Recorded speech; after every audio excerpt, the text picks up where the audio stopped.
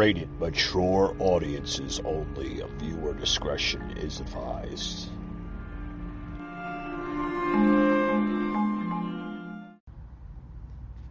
Hey guys, happy Monday. Happy Monday. Did everybody catch the Trump speech over this past weekend? He was speaking at the North Carolina GOP convention. What a standing ovation the president got. Talking about, what needs to be done, and almost giving a pitch as if he as he is literally running for presidency again. He didn't give his normal speech of his accomplishments in the last 4 years as president. Basically, kind of gave the the normal campaign type of speech that he gave prior to his presidency 5 years ago. And just basically said, this is what needs to be done. We need to have strong borders. We need to look at science a little bit more clear instead of relying on one person. And basically just kind of narrowed it down a little bit better. But with that being said, folks, I wanna go into this argument here on the show relating to the Trump speech.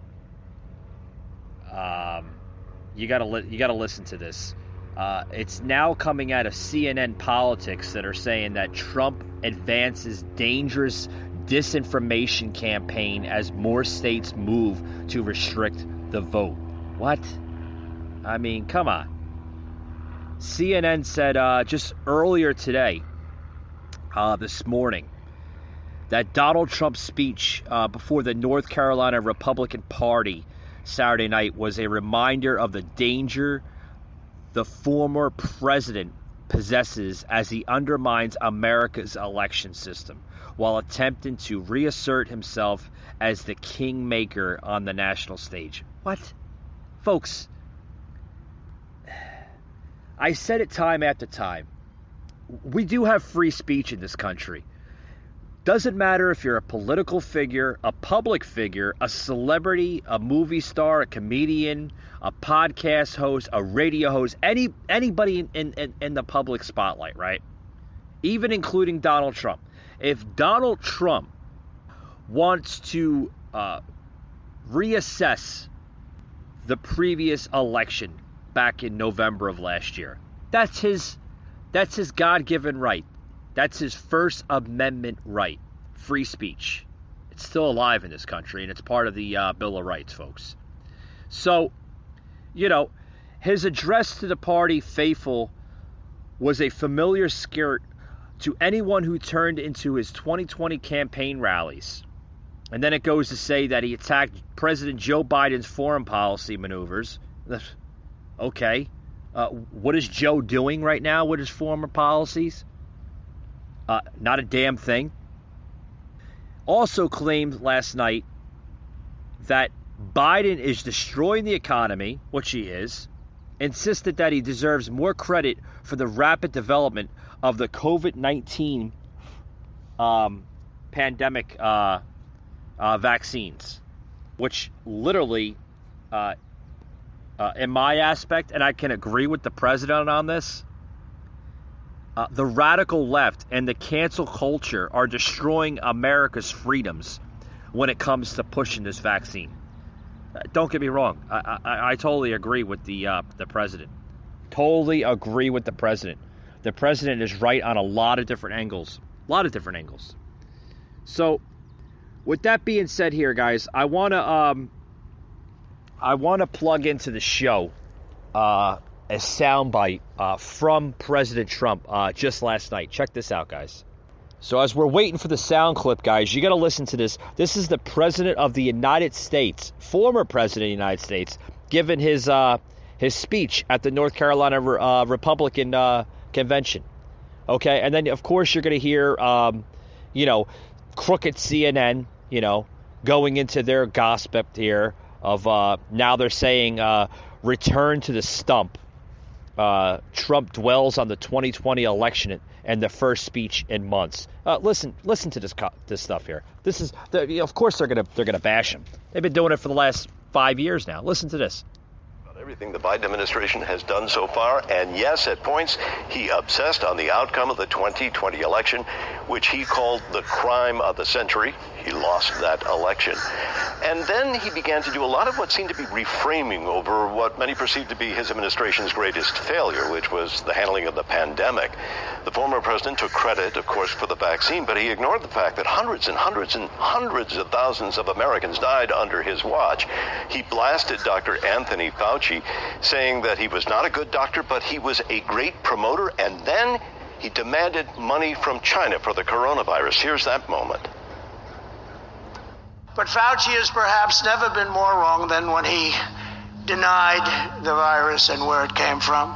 The time has come for America and the world to demand reparations and accountability from the Communist Party of China. We should all declare within one unified voice that China must pay. I totally agree. They have to pay. They have to pay. And so does Fauci. Dr. Fauci has to pay as well, too. Fauci, excuse me. Like I said, I can never pronounce his last name right.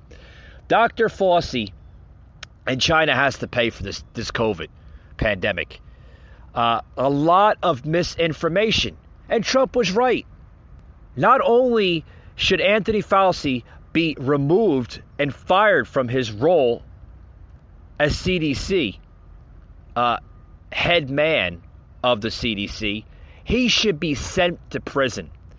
Not only for misinforming the citizens of this country, but did you notice that anchor there on CNN said under Trump's watch a lot of people died? No, he closed down the country from travelers coming in from possibly where this virus could have came from, its origins. He closed down the country, you nitwit. So how is all these deaths last year, prior to Biden coming into presidency, how is it Trump's fault? Trump was just taking medical advice from Dr. Fauci. Dr. Fraudski, I call him. He was taking advice from Dr. Fraudski. And then shortly after that, Trump had other advisors saying things, even got to listen to Dr. Birx, right? So was Trump in the right state of mind of firing Dr. Fraudski from his administration last year? Absolutely. Absolutely. Absolutely. Broadcasting from the Big Peach of Atlanta, Georgia. A show unfiltered, unscripted, raw. The Patriot Angle Podcast.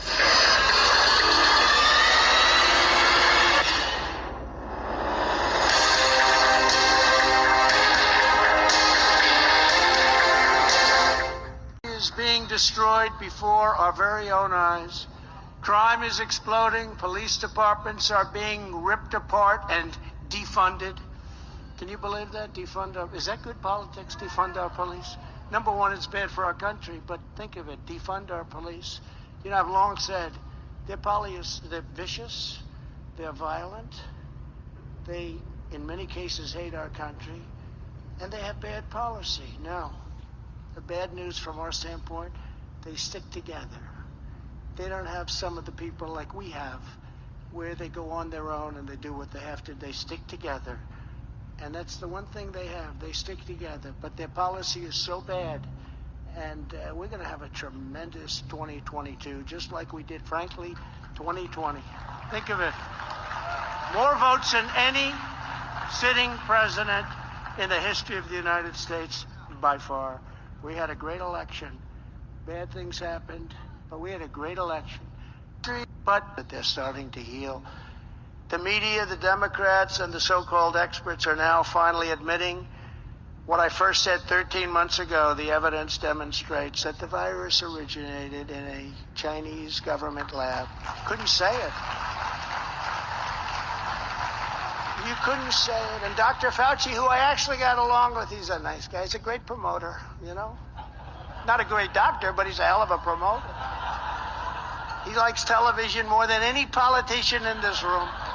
And they like television. But he's been wrong on almost every issue. And he was wrong on Wuhan and the lab also, very wrong. And we ended the payments. You know, they were started in 2014. And then I can tell you, Mark Meadows came in and I talked to him and he saw what I saw. And I said, what the hell's going on? When did that start? Started in 2014 and we ended it. Our administration ended it. But generally speaking, I went the opposite way of Dr. Fauci, what he was saying. For instance, Fauci said, do not close our borders to China or Europe. But I did it anyway. And months later, he said I made the right decision and saved thousands and thousands of lives. He said it was the right decision, but he did not want to close that border. I said, wait a minute, there's tremendous infection over there. We can't let this happen. And we closed it, and I think we saved hundreds of thousands of lives. You remember the number was 2.2 million people in our country who were expected to die. Fauci said powerfully at the beginning, no masks. You remember that? No, masks don't work, masks don't. And then he went into masks, and then he became a radical masker. I would call it. If you have 3, if you have 4, get a pair of goggles also, ideally. And let's wear them for another 5 or 6 years. But Fauci has perhaps never been more wrong than when he denied the virus and where it came from. The time has come for America and the world to demand reparations and accountability from the Communist Party of China. You know, guys, I couldn't agree. That's the president here you just heard speaking last night at the North Carolina GOP convention. Awesome, honorable type of speech by this president. Got into the Fauci story, the emails, the China virus, the pandemic, the masking. He got into a lot of different types of topic. And folks, are we seeing a potential presidential run for Donald Trump in 2024? Could we? Could we see Trump running for president in 2024 and winning? God willing, guys. God willing, we need him back more than ever. We need him back more than ever. Hey, folks, welcome back to the show. Welcome back to the show. Happy Monday for everybody. I hope everybody had a great and pleasant weekend. I know I said I wasn't going to do a show today, but I decided to come on the airways here and give you the Monday podcast here, the scheduled Monday podcast. Yes, we are still doing a Instagram Live tomorrow, so check us out on Instagram. Pop open the channel if you like to listen in. If not, it's okay. But don't you worry. If you missed the Instagram Live, we will have that formatted into the audio version later that evening. So check us out on Instagram, Patriot Angle Podcast Instagram page. We did a Facebook Live last week, which was a good show. Really, really good show. High turnout for that show. Good ratings on that show. It was an awesome show. Awesome podcast. But like I said, I hope you had a good weekend. Did anybody catch the Donald Trump speech out in North Carolina, the GOP convention? Did an awesome presentation. Spoke very clearly, intelligently, and didn't clam up under pressure. If you know what I mean by that. What I mean by that is there's a story earlier today, and speaking of clamming up under pressure, Jen Psaki, the press secretary under Joe Biden, literally clams up when asked why Biden didn't honor D-Day. Of course, we do know that the former presidents, both Barack Obama and Donald Trump, acknowledged and honored the anniversary of D-Day. White House Press Secretary Jen Psaki deflected criticism by these reporters, saying he certainly values the men who served. And then it goes on with saying President Obama and Trump both honored D-Day anniversaries on D-Day. Why didn't President Biden? Asked one reporter. And then Jen Psaki went into that and said basically, and I'll repeat it again, I can tell you that certainly his value for the role that men and women, the men, you notice where she says, the men who served on D-Day, and the memory of them, the families who have kept their memories alive over the course of years, is something he's spoken about many times in the past, deflected Psaki. It's coming out of Ian Miles Cheong. This was the reporter here in the White House. You got to check this out, guys. You got to listen into this. Obama and Trump all commemorated D-Day anniversaries on D-Day, on the D-Day anniversary. Why didn't President Biden? Well, I can tell you that certainly his value for the role that the men who served on D-Day and the memory of them, the families who have kept their memories alive over the course of years on this day, is something the president has spoke to many, many times in the past. It's close to his heart, and I wouldn't be surprised if there's more we would have to say on it. Go ahead. Obama and Trump all commemorated. We'll have to circle back on that one. We'll have to circle back on it. We'll have to circle back on it today. I'm telling you, folks, if it doesn't get any nuttier, the tweets are going crazy, though. You got to listen to the tweets. Ian Miles Cheong, the reporter, basically says Joe Biden hates the troops. And that's true. He does. Since when does he commemorate the troops in any service man or woman in the military? Since when? He hasn't been to the border yet. Neither has Kamala Harris. Guys, this administration is a freaking joke. It really is. He probably feels bad at not serving in World War II, but he was already 40 years old. Coming out of another tweet. Oh, God, the tweets are coming in and in. Here's another one from Toronto, Canada. Her skills of dodging questions are poor and pathetic. Yeah, I agree with you on that one. Another tweet coming out of Seattle, Washington. She almost said the men and women who served on D-Day. Yeah, notice she said that. Another one here. This is the last one. I can go on and on with these tweets because they're funny as hell. They're hilarious. They're comical. But I just don't have enough time on the show to say it. Last tweet here. This one actually coming out of Donald Trump Jr. Yeah. Joe Biden's greatest accomplishment will be showing Americans how great Donald Trump really was. Kudos to you, Junior, for that. I couldn't agree more on that one. That's nailed it right on the spot. Nailed it right on the spot. I tell you. But here following that, Joe Biden faced a growing backlash on social media Monday, right? Just shortly after the him failing to recognize the 77th anniversary of D-Day, the Allied invasion of Europe that ultimately turned the tide during the Second War, right? The Second World War, excuse me. Here's a source telling Fox News that the report or the fact that Vice President Harris tweeted about D-Day while Biden tweeted about the 1921 Tulsa massacre on Sunday clearly underscores the administration's priorities. Roughly 2,500 Americans died on D-Day. Yeah. Where was Kamala and Joe on that one? Where?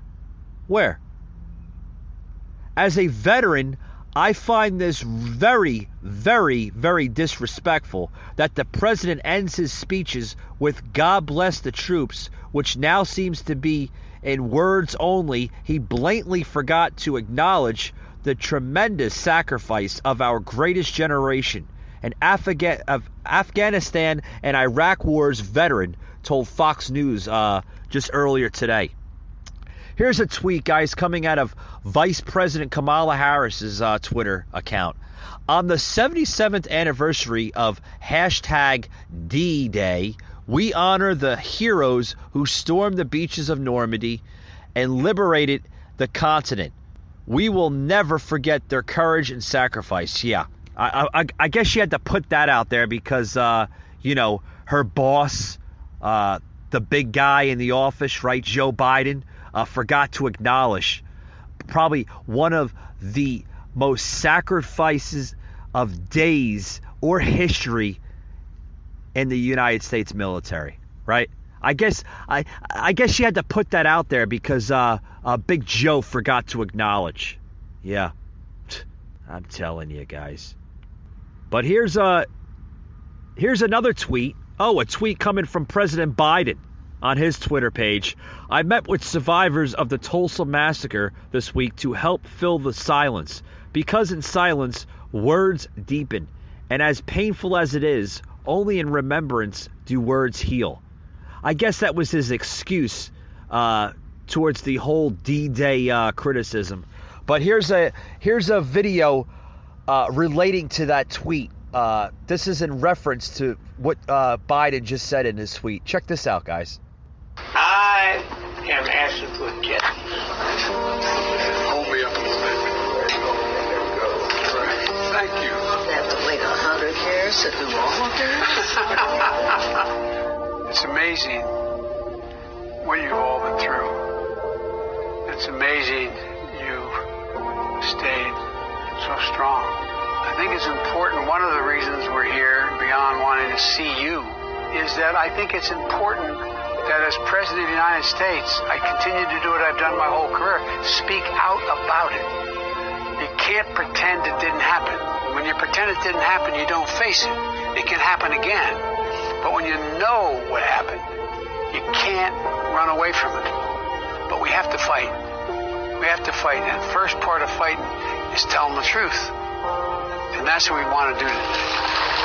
Yeah, Joe, you can't tell the truth. You can't tell the truth.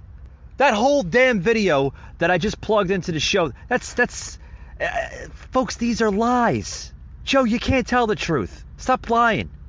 Stop lying to yourself. Stop trying to build up enough self-esteem towards yourself.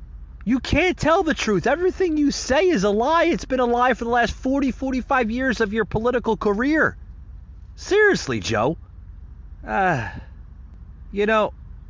What kind of country, folks, are we going to be with 4 more years of this crazy, delusional, old man, demented? Folks, the words are just not there. What are we going to be in 4 years from now with this president? Is it going to get better? I certainly hope so. Or are we going to have a new president in 2024? I think we're going the other direction. I think we need to basically have Joe step down as president in 2024, or hopefully before 2024, and give the job to somebody else.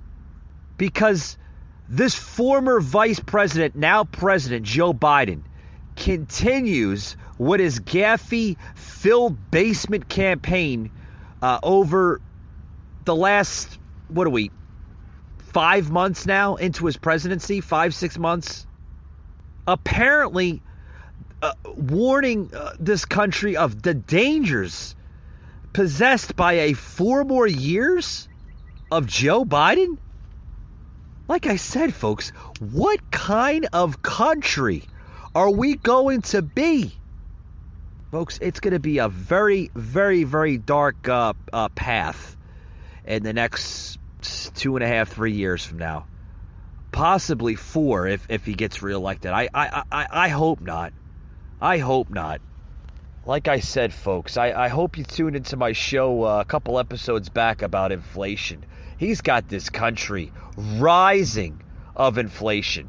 And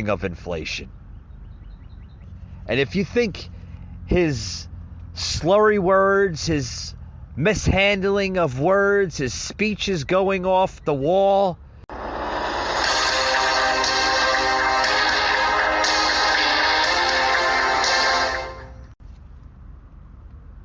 hey folks, this show today is brought to you by our good friends at Podcorn.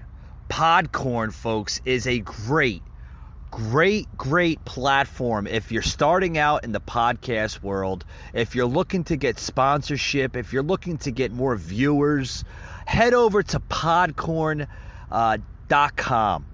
Head over there, check them out, guys. They're an awesome way of bringing in more viewers, bringing in more sponsorship. Just about every single day, guys, they have more and more sponsorship opportunities. All you have to do is sign up, get on the list, go through their segments, and hopefully the sponsor will pick you if they like you. They have, like I said, just about every type of sponsorship angle on that platform. Political, science, medical, sports, small business, just about every single sponsorship on that website. So head over to podcorn.com and don't forget to tell them that you heard this on the Patriot Angle podcast. Patriot Angle. Hey folks, Matt Boyle here for Breitbart News. We're in Miami, Florida. We're going to go talk to Senator Rubio about a massive swing we saw in the Hispanic vote in November 2020 towards President Trump and Republicans. We're also going to talk about corporate influence in American politics and what the Republican Party needs to do about it. Let's go see what he has to say. Hey Senator, how you doing? Good to see you. Senator, how are you? Good to see you. Good to see you, man. Thank you for letting us come by today. Anytime. As you can see, my mom, she always loves these antiques. So as you see, we have a Captain Regal, the firefighters. Is that a real thing? Yeah, Havana firefighters. And she's always getting real antiques and real stuff because it kind of brings us our memory back from Cuba for our families and for our customers. So when they sit down, they reflect back on why we came here, what the memories are, but also how blessed we are to be in this country as immigrants and really having the American dream. I always tell people, if Cuba was 90 miles from some other country, we'd be in bad shape. You know, you wouldn't own this restaurant, you know, and your family wouldn't have done what it's been able to do. All right, folks, you're hearing a sound clip here. I'm plugging into the show with Marco Rubio just yesterday, folks, down in Miami, Florida. Marco Rubio is saying the shift in Hispanic vote is toward the GOP under Trump, permanent unless the Republicans revert to pre-Trump ways.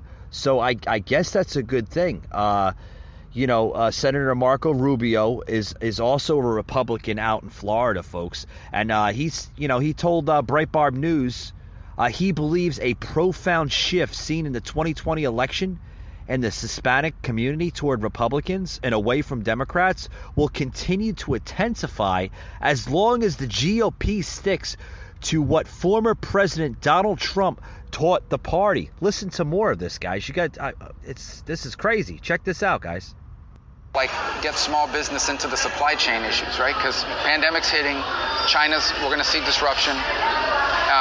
How are we going to make up the supply chain losses? This is a good time to build up the capacity of small businesses. So we were already thinking about it, and then when the pandemic hit, we just kind of shifted over and created this instead. We realized it was going to be a lot bigger than just supply chain.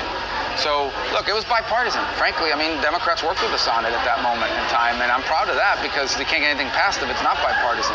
And, Steve Mnuchin deserves a lot of credit. He was a big part of it, other people that were helping us with it. So, but our office, I named it, the Plate Your Potatoes program. I came up with that brand, and but a lot of the ideas, our staff deserves a lot of credit, and so too does Senator Collins and the other people that helped us with it. To be fair, Senator Cardin.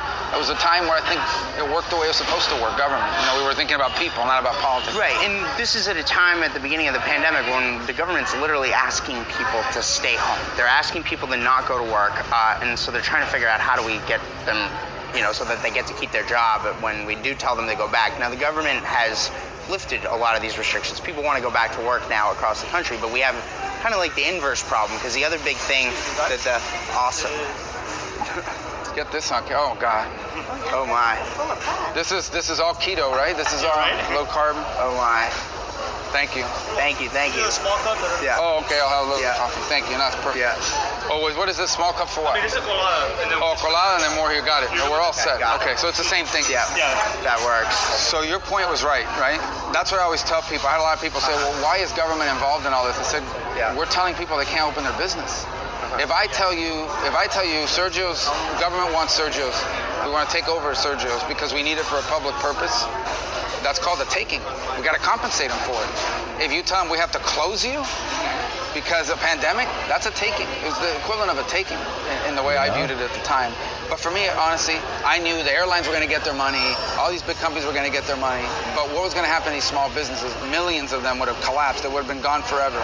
And Hispanic population. Because these are communities that are made up of people that value common sense wisdom and working class values. I mean, that's what their life is built on. And those are two things that the left has completely abandoned. And you hear a lot of talk, is it about socialism? Socialism is a part of it. Socialism is a part of the common sense part of it. Like, in their mind, it's like, if I were to sort of step in the shoes of one of these folks that maybe voted for Obama in 2012, but then voted for Donald Trump in 2020, they would say to you, look, I came from a socialist country, I fled it. Why the hell would we do that here? It makes no sense to them. And so you see Democrats stand up and say, well, I'm not a socialist. No, you're not. You don't brand yourself as a socialist, but you support socialist things. And you support on investments in companies that had links to the Chinese military. In essence, companies that are building weapons to kill Americans one day in a future conflict, God forbid. They just suspended that.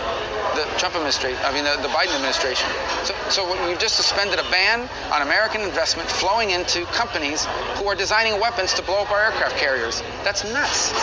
That's absolutely nuts. Absolutely nuts. I couldn't agree, guys. As you can see, I skipped through a couple of parts, some really good key points that Marco Rubio, Senator Marco Rubio, was saying. With this small business owner here, there in Miami, Florida. When you close, and he did make a good point, a valuable point, of what they were doing during the pandemic. Folks, let me tell you something with this pandemic here. He just mentioned something, and he makes a good, valuable point. When you close a restaurant, a small business, an establishment, anything, okay, and say, we have to close this business down because of the pandemic. Folks, that's a taking. You have to compensate when you close a business down, right? And we've seen a lot of businesses close down in reference to the pandemic. And like I said, folks, these are communities made up of people, like Rubio had said, that value common sense, wisdom, and working class values, okay? Miami, folks, is mainly a 90%, almost 100% Hispanic region of Florida. Very, very made up of Hispanic people that live in the Miami area, and they value not only working class values, but they value hard working values. And I think that's why Trump got the support by the Hispanic community there in Miami. And if it continues, if Biden continues these crazy scenarios of high tax, socialism type of agendas with the taking and closing businesses down, I think the majority of the Hispanic voters in Miami, folks, will swing significantly to Trump if Trump is, God willing, serious about running in 2024. I think the Hispanic voters will swing significantly to Trump in the next coming years, especially a trend that we seen in 2020 was also seen in the Rio Grande Valley in Texas. If anybody's been paying close attention to that, Trump got a large margin of Hispanic voters, especially in the Rio Grande Valley in Texas. Big supporter of Trump there. But folks, that's what their life is built on. Those two things. Working class values and common sense wisdom. The two key point things that the left has abandoned over the years. Folks, you hear a lot of people talk about whether it's socialism, but folks, I think socialism is part of it, of what we're seeing today. Socialism is a big part of the common sense part of it. And people are starting to see that in their mind. If I were to step in their shoes of someone who maybe voted for Obama in the 2012 era of his presidency, then voted for Donald Trump in 2020, they would say to you, look, I came from a socialist country, I fled it. Why the hell would we do that here? It makes no sense to them. A lot of stuff that the radical left Democratic Party is doing today does not make sense. They're trying to influence socialism in this country, and people that fled socialism, mainly in parts of like Cuba, Havana, and other areas of Cuba, they fled socialism. So if they fled socialism, why would they back the same agendas from this radical left that their government proposed in the first place? It doesn't make sense, folks. It doesn't make sense. I'm not a socialist, and you shouldn't be either, folks. With that being said, we're going to take another quick little break, and we'll be right back after these words on this story. Don't go anywhere.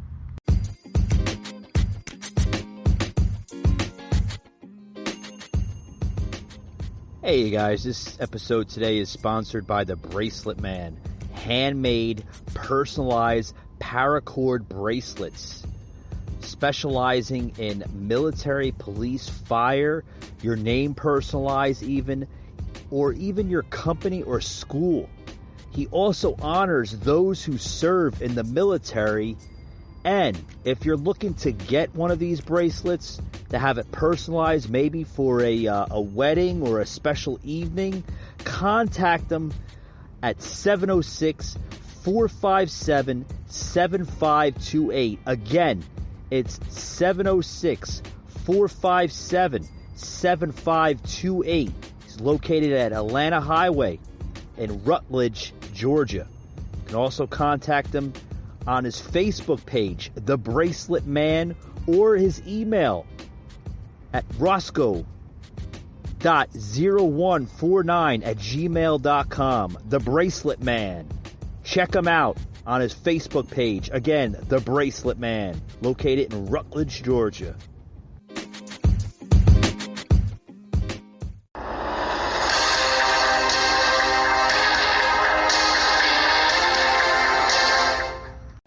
All right, folks, we're back to the show. Last time out, last advertisement break there, I promise, because we're running low on the show here. We're almost out of time, so we're going to be closing up on this last segment here on the Patriot Angle podcast. What we're talking about, folks. All right, folks, what we're talking about here is this story here. As I'm going to close it up on the show, I want to get back more into brief on it. Basically, folks, we're talking about how Rubio was down in Miami, an Hispanic community, mainly made up of a lot of Hispanic people that live in that area. So basically, like I said, folks, it doesn't make sense why the Biden administration is like, they're not saying it, they're not saying socialism, but, you know, the stuff that comes out of their mouths, the agendas, the messaging, everything that comes out of their mouths is basically damn right almost on the same path as in a socialist agenda. Very close to socialism of Havana, Cuba. You know, it's very close to it. That's why people fled Cuba, folks, in Miami in the 60s and 70s. right? When Castro was running craziness of Cuba then. So, like I said, folks, it doesn't make sense why people would flee a country that had high stakes of socialism to come to another country that's invoking socialism. It doesn't make sense. If the Democrats want the Hispanic base, they better get off this socialist agenda, or you're not going to see a Democratic president in 2024. I can tell you right now. Folks. If they continue this type of crap in this country, they're going to lose their Hispanic base for their voters. They are. Because no one in their right mind will vote for that. They won't vote for that. They won't vote for stimulus checks. They won't vote for high taxes.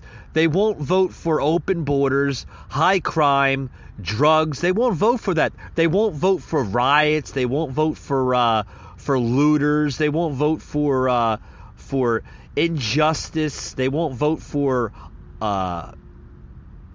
unpeaceful protesting. They won't vote for any of that. Everything that you've seen from as early as last year up until current time now, you're not going to get a yes or a vote from a common sense and Hispanic. You're not. The common sense ones, they won't back it. They won't support it, folks. I'm telling you. You take that to the bank. They will not support that.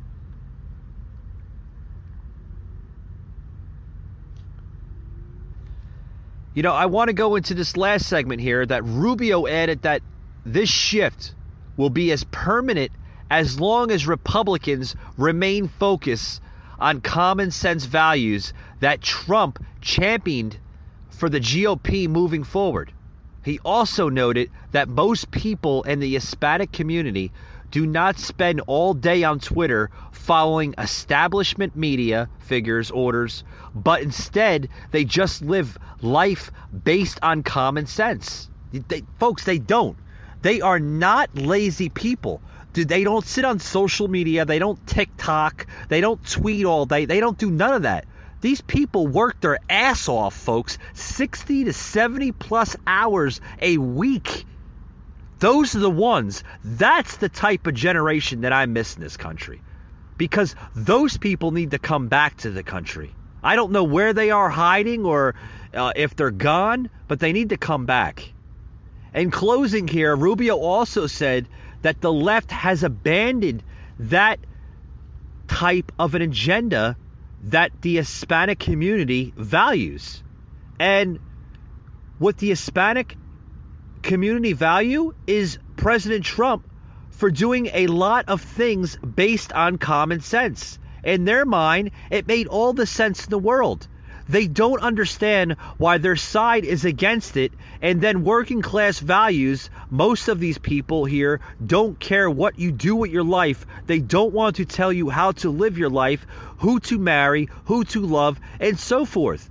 But you're asking them to abandon 3,000 or 4,000 years of accumulated human wisdom because a handful of crazy professors that have convinced people, folks, every day or everything that we knew was true is no longer true on things like gender, on this or that. These guys, folks, just got turned off by all of that.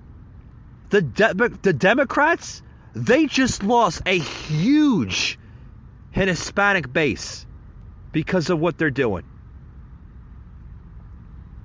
And I think it accelerated through the summer on the pandemic and the rioting and all of that.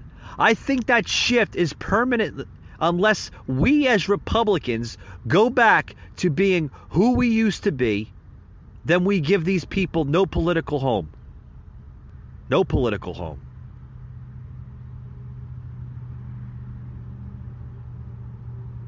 It's up to you guys. It's up to you. If you want to get your country back from the tyranny, from the socialist agendas, the communist ordeals, the craziness, the rioting, the everything. If you want your country the way it was, secured under President Trump, Well, you know what to do in 2024, folks. And that's my closing. I hope you enjoyed today's podcast, and we'll see you tomorrow night on Instagram Live. Remember, folks, if you miss Instagram Live, it will be formatted to its audio version on all podcast platforms everywhere, including Spotify, Apple, Google, now on podbay.fm, Buzzsprout, Breaker, all different types of major podcast platforms. We're out there, folks, including our social media pages, the Facebook page, the Patriot Angle Podcast, and also on our Instagram page, Patriot Angle Podcast. Check us out on those social media platforms, folks. Like us and follow us. And don't forget to hit the little alarm clock icon on that so you can get up-to-date notifications on your phone or iPhone or any other type of listening device that you may choose to listen to. Thank you very much, folks, and we'll see you tomorrow night on Instagram Live.